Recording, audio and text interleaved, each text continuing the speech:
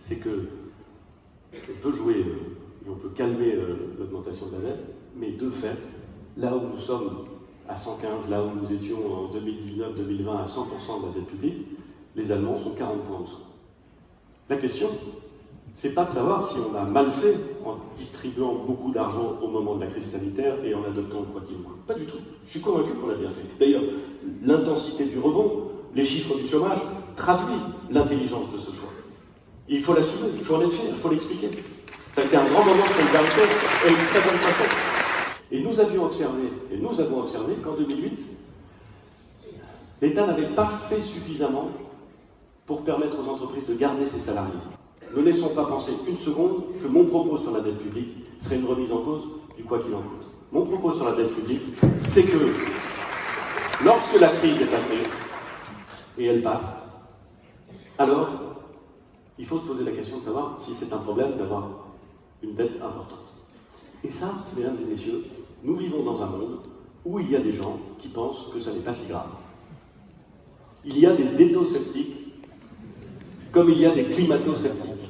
Vous avez des économistes, et moi je ne suis pas économiste, alors je parle avec beaucoup de respect pour les économistes, mais vous avez des économistes qui vous disent que finalement, quand les taux sont très bas, quand la croissance est aussi bonne, il n'y a jamais véritablement de problème. Le plus grand romancier français, Alexandre Dumas, enfin, disons celui que je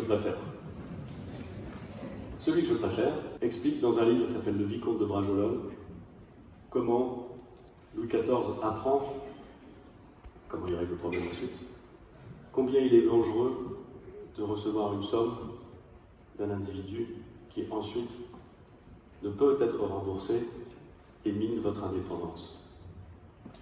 C'est un roman du 19e qui parle d'une période antérieure, mais qui dit exactement les choses que nous pourrions vivre. Juste une question. Est-ce que nous savons qui sont nos créditeurs? C'est-à-dire, qui finance notre dette? Sans doute beaucoup de Français. Mais qui finance notre dette? Et est-ce qu'on est certain que ce sont toujours et pour toute notre vie des amis? Donc oui, la dette peut être un problème. Et oui, c'est un problème qu'il faut prendre en sérieux. Un pays qui n'est pas capable de remettre l'ordre dans ses comptes, c'est un pays qui s'abandonne, disait Pierre Mendès France. Il a raison. Et on ne peut pas laisser notre pays s'abandonner, et il ne s'abandonne pas. Mais nous devons faire en sorte que demain, il soit plus fort encore qu'aujourd'hui. Le premier sujet à régler s'agissant de la dette, s'agissant des dépenses, c'est la question des retraites.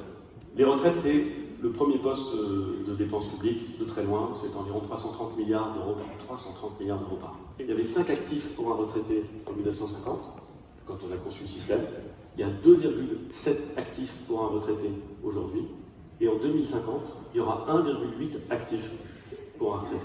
Le nombre d'actifs qui financent le nombre de retraités baisse. Il s'agit de savoir si dans le monde que nous voulons construire, on conserve ça ou on le transforme.